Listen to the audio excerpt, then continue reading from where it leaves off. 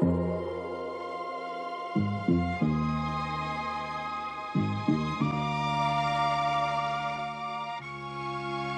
is the SENB Daily Brief for Tuesday, December 9th, and the macro world is on fire. Good afternoon, everybody. Buckle up, because we woke up today in one of the strangest pre-FOMC environments I've seen in years. The data is conflicting, the experts are arguing, and somehow the market is screaming higher anyway. Here's where things stand. The Department of Labor has canceled the October PPI inflation report, a move so rare that nobody actually remembers the last time it happened. When the government starts canceling economic data releases, you know something weird is happening behind the curtain. Then, out of nowhere, the man widely expected to become the next Fed chair, Cathie Hassett, tells reporters he'd support a 50 basis point rate cut tomorrow, as in less than 24 hours from now. That alone would have been enough to throw the market into chaos. But that wasn't all. Michael Saylor dropped a bomb of his own. According to him, JP Morgan, Citi, Wells Fargo, Bank of America, BNY Mellon, and Charles Schwab are now offering credit lines against Bitcoin collateral. Yes, Wall Street is quietly pivoting into Bitcoin banking, just months after pretending they still hated it. If you're keeping score at home, that's 3 institutions breaking character before lunch. But the biggest twist, the one everyone is watching now, President Trump will deliver economic remarks tonight at 6:10 p.m. Eastern and is widely expected to announce the next Federal Reserve chair on the eve of a major FOMC meeting. You can't make this up. So we now have unreleased inflation data, a future Fed chair calling for aggressive cuts, banks embracing Bitcoin as pristine collateral, Polymarket showing a 95% chance of a rate cut tomorrow, and Trump preparing a primetime announcement that could rewrite the entire trajectory of U.S. monetary policy. No wonder Bitcoin, Ethereum, and Solana are surging into the afternoon session. Okay, that's the lay of the land. When we come back, we're diving straight into the charts and the real reason markets are moving the way they are. You don't want to miss this. Stick around. It's all coming up next. You're listening to the SENB Daily Brief, powered by Whole Shot Coffee. All right, welcome back. Let's get into the charts and figure out why the market is ripping today despite one of the most confusing macro backdrops we've seen all year. Bitcoin is the cleanest story on the board right now. The chart shows BTC still respecting that descending channel, touching the upper trend line almost perfectly. The buyers stepped in at the 89 to 90,000 zone, which has been acting as a soft mid-channel support. Here's the key. Bitcoin is moving higher even as technicals remain mixed. Stochastic RSI is elevated, and normally that would mean cool off incoming, but macro expectations have completely overridden classical indicators. Traders aren't buying levels. They're buying the future Fed chair, the probability of rate cuts, and the transition of U.S. monetary leadership. That's why BTC is holding 94,000 right now, even though the structure still technically points downward unless we break above 96 to 97,000 with conviction. Tomorrow's FOMC plus Trump's announcement tonight could easily blow this channel apart. Ethereum is the real sleeper move today. The daily chart shows ETH breaking above its 20-day moving average and pushing toward the 50-day, something it hasn't done cleanly in weeks. Stochastic RSI is high, momentum is strong, and for the first time since mid-November, Ethereum's moving averages are tightening instead of widening. Translation? Ethereum is trying to flip into an early-stage trend reversal. And there's a fundamental reason. If Cathie Hassett becomes Fed chair, the market expects a faster easing cycle, which disproportionately benefits growth assets, including Ether. Think of it as a liquidity beta play. XRP is sitting right below its cluster of moving averages, the 20, 50, and 200, all tightly stacked above the current price. That's why the needle on TradingView is stuck on neutral. But stochastic RSI is rising from the bottom. This usually signals accumulation in a low volatility pocket, not a breakdown. XRP just needs one clean candle above $2.27 to flip structure. That's the trigger level. Until then, think of XRP as waiting room capital. It's ready to move, but not yet convinced. Solana continues to act like the market's early predictor. The chart shows SOL has already broken above its 20-day moving average and is pressing up against the 50-day. Volume is strong, and the stochastic RSI is moving upward, showing clear demand. Solana is behaving like it already knows liquidity is coming back. This usually happens before a broader market breakout. Solana often leads risk-on rotations, just like it did in late 2023 and early 2024. So why is the market up? It's simple. The market thinks Powell has lost control of the narrative, not because he's doing something wrong, but because a new Fed chair announcement is happening tonight. Hassett is calling for 50 basis points before Powell even speaks. Polymarket has a 95% probability of a cut. Inflation data was literally canceled, and major banks are opening Bitcoin-backed credit lines. This is the single most chaotic pre-FOMC environment in years. When institutions smell confusion at the top, they front-run easing. They buy risk. They buy crypto. They buy time.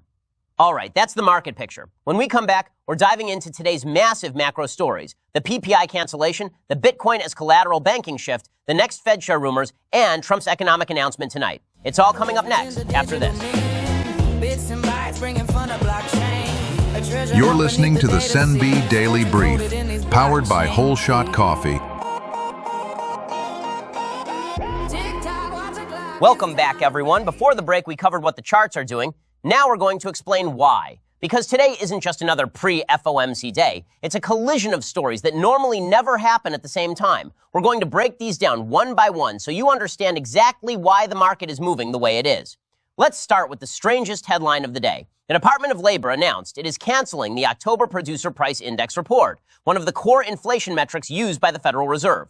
This is extremely rare. PPI is a mandatory federal economic release. It doesn't get postponed lightly, and it never gets canceled without major internal conflict. So the question becomes, why? What happened?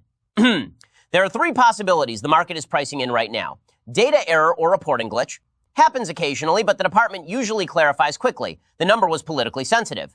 Maybe inflation looked worse, or much better than expected. Powell didn't want fresh inflation data influencing tomorrow's FOMC meeting.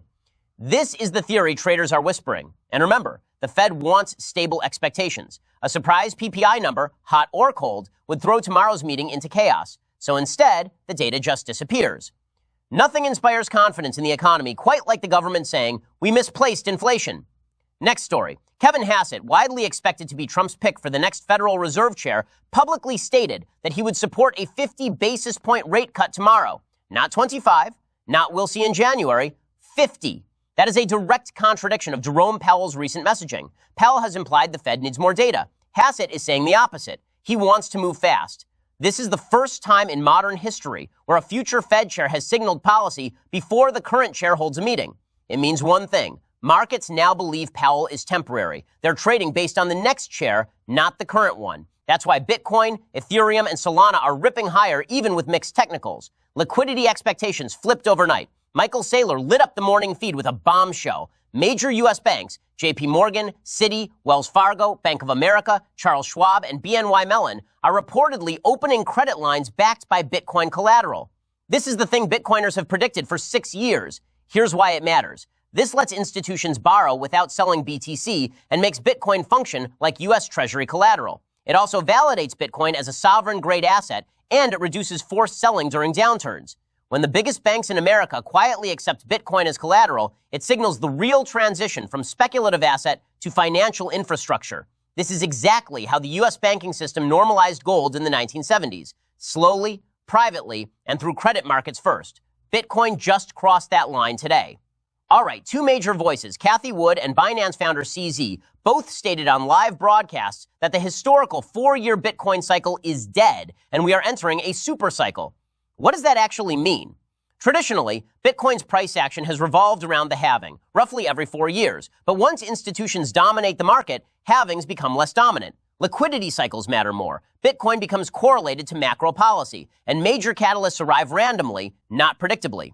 If CZ and Cathie Wood are right, and institutions now drive the market, then Bitcoin becomes a monetary asset, not a halving asset. That means long, sustained uptrends and shorter, shallower downtrends. It means Bitcoin trades like digital gold with leverage. And now, the big one. Trump will deliver economic remarks tonight and is widely expected to reveal who will lead the Federal Reserve under the incoming administration. This is unprecedented timing. The announcement comes on the eve of the FOMC meeting, during a period of economic uncertainty, while rate cuts are being debated, and while markets are already pricing in a transition. It effectively splits the U.S. monetary system into two voices. Voice 1, Powell, we need more data. Wait until January. Voice 2, the incoming Fed chair. We're ready to cut now. When the future chair contradicts the current chair, markets stop listening to the current one. That is why risk assets, especially crypto, are surging into the afternoon session. So, the unifying theme, markets are pricing in the future, not the present. Everything we're seeing today comes down to one simple reality. The market is done waiting for Powell. Banks are repositioning. Institutions are revaluing Bitcoin. Traders are front-running rate cuts. Polymarket has the odds at 95%, and the next Fed chair is preparing to speak tonight. This is not a normal transition. This is a monetary paradigm shift happening in real time. When we come back, we're going to lighten things up with my take on exactly how insane the last 24 hours have been. Stick around. You don't want to miss it.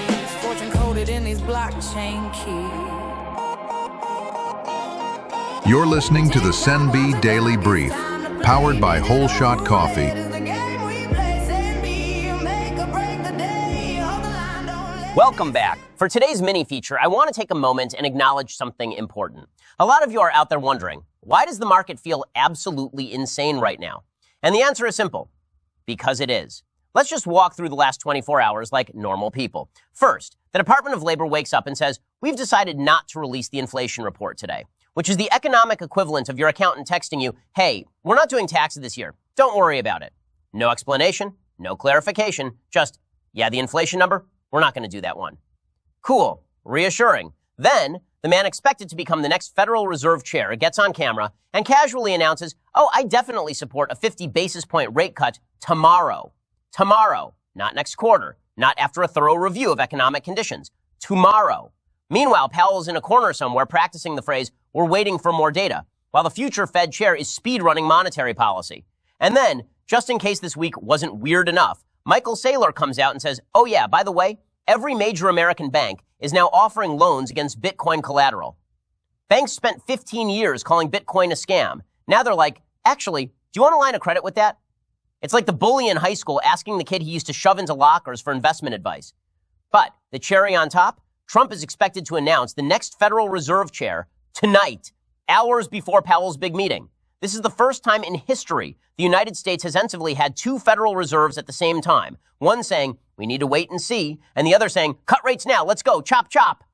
If Powell shows up to the press conference tomorrow and finds someone else already sitting in his chair, don't act surprised. So yeah, if you've been feeling like the market has officially entered the twilight zone, you're not wrong. This is what happens when macroeconomics stops being a science and becomes a group project where nobody agrees on what the assignment is. All right, that's enough sanity checking for one day. When we come back, it's time for the Proof of Thought Mailbag, where we take your questions and see what the community is thinking. Reading them all, next. You're listening to the Sen B Daily Brief, powered by Whole Shot Coffee.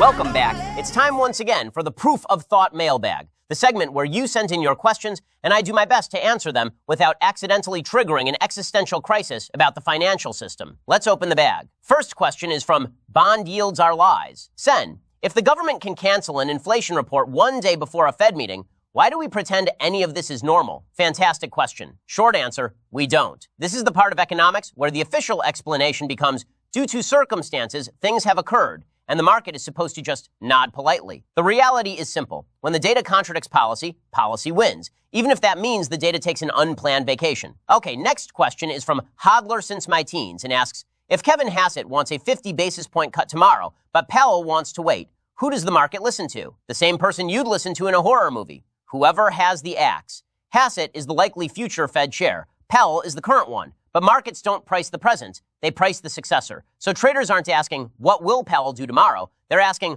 what will the next Fed do for the next 3 years? And that answer is, cut early, cut often, and cut deeper. That's why risk assets are front-running the future. And this next question is from Banks Hate Him and reads, Saylor said banks are offering BTC-backed loans. Does this mean Bitcoin is now fully accepted? No, it means banks finally discovered a way to make money on the thing they said was fake. This isn't Bitcoin adoption, this is lending adoption. Banks don't love Bitcoin. They love interest payments. But the important part is this. You don't issue credit against an asset unless you consider it stable enough to trust. So yes, Bitcoin still has enemies, but fewer enemies with each passing month. All right, this next one is from Macromaniac. Sen, Polymarket has a 95% chance of a cut tomorrow. Does that mean it's guaranteed? Guaranteed? No. But here's what it does mean. Prediction markets aggregate money, not opinions, and money tends to be less sentimental. A 95% probability doesn't mean Powell will cut. It means traders are betting the cut is more likely with Trump's announcement looming. It tells you what the market expects, but not necessarily what happens at the podium.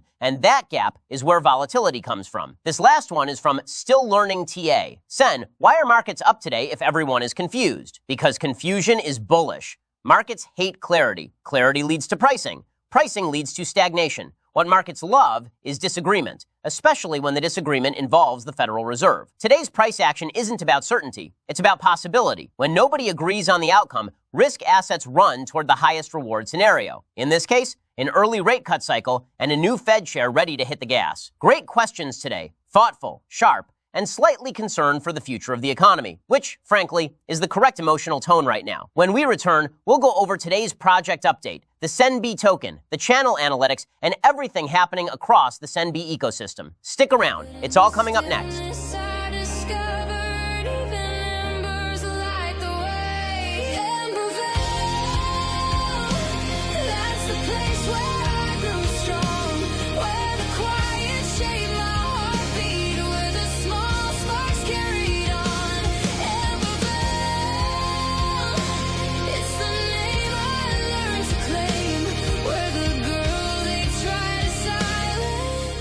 Let's zoom in on Planet Us for a minute. SENB Media, the token, and our in-house fairy of financial freedom, Ember Vale. So, quick reality check. A few weeks ago, this channel was basically a folding chair and a dream. Now, we're sitting on over 800 new subscribers in the last 28 days and more than 20,000 views. You people watched 140 plus hours of me ranting about macro and meme coins. That's either dedication or a very specific form of self-punishment, but I appreciate it either way. What matters is the direction. Views, watch time, and subs are all sloping up together. That tells us the content isn't just getting pushed by the algorithm. People are actually sticking around, clicking on more videos, and hitting subscribe. That's the foundation you need before you ever talk about sponsors, partnerships, or scaling this into a real media network. Now let's talk about the SENB token, without making everyone do long division in their head. On Jupiter, the price line on the chart says 0.041237. But that tiny little 4 tucked in front means we're actually talking about a microscopic fraction of a cent. So instead of me saying 0.000012307, like I'm unlocking a nuclear missile silo, let's keep it simple. SENB is still firmly in the cheap enough to lose in your couch cushions phase of the journey. Price aside, the structure is what matters here. Market cap is now in the low 5 figures. Liquidity on the pool has climbed into the $7,000 range. Holder count is creeping higher. But most of the volume is coming from a small group of people who keep buying dips and adding to their bags. That's classic early-stage community behavior. A few true believers, plus a steady trickle of new wallets while we're still building the brand and the story around the token. Volume is up, net buys are positive, and the bonding curve is slowly marching forward. Those are the signals I care about way more than whether we've added one extra zero or removed one yet. And remember, SENB isn't pretending to be the next global reserve currency. It's the native currency for this weird little media ecosystem we're building. Shows, music, proof of thought, future live events, the whole thing.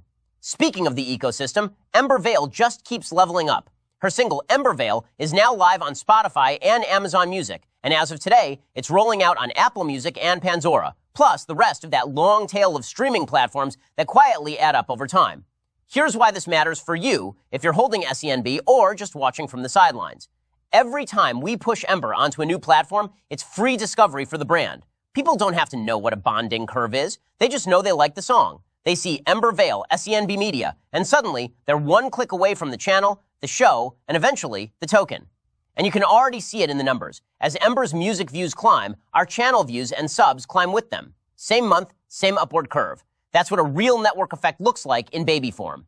So to zoom out, the channel is growing faster than the upload schedule technically deserves. The token has tiny price digits, but very real liquidity and community growth. The music arm, Ember Vale, is turning into a Trojan horse that carries the SENB logo into places crypto YouTube could never reach on its own. If we keep stacking those pieces, shows, songs, tokens, live streams, events, you don't just get a coin or a channel. You get a little micro economy that lives across YouTube, Rumble, streaming platforms, and Solana all at once.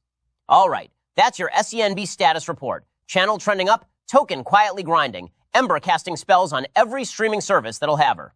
When we come back, we'll tie it all together in a nice little bow. Don't go away, it's up next. You're listening to the SENB Daily Brief, powered by Whole Shot Coffee. All right, welcome back. Let's bring this thing home.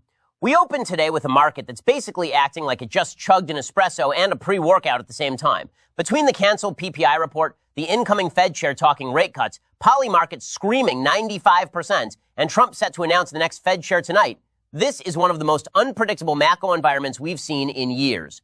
Here's what actually matters. Markets aren't moving because of certainty. They're moving because of expectation. Traders are pricing in the world they think we'll wake up to tomorrow, not the one we're in today. And when expectations collide with political announcements, evolving Fed leadership, and crosswinds in inflation data, you get volatility dressed up as optimism. We're basically watching the economy speed run a plot twist. But whether the market keeps climbing or takes a breather after the FOMC tomorrow, remember this. Every cycle, the people who stay patient and disciplined outperform the ones chasing candle wicks like their lottery tickets. As for us, SENB media continues to punch above its weight. Channel growth is accelerating. Embervale's rollout is expanding across all major streaming platforms, and the SENB token is building structure, liquidity, and early conviction from the community. This ecosystem is still small, but it's directional. We're not chasing hype. We're stacking real content, real music, real shows, and real engagement. That's how you build something that lasts longer than a news cycle. So whatever the Fed does, whatever the headlines say, whatever we wake up to tomorrow, stay focused, stay grounded, and stay engaged. Volatility isn't a threat, it's information. Pay attention to it, don't worship it. And that is going to do it for today's broadcast. Thank you for spending your time here. Thank you for supporting the show. And thank you for being part of this growing community. I'm Sen B'Hiro. This has been the Sen B Daily Brief. Take care of yourselves, take care of each other, and of course, stay caffeinated. We'll see you tomorrow.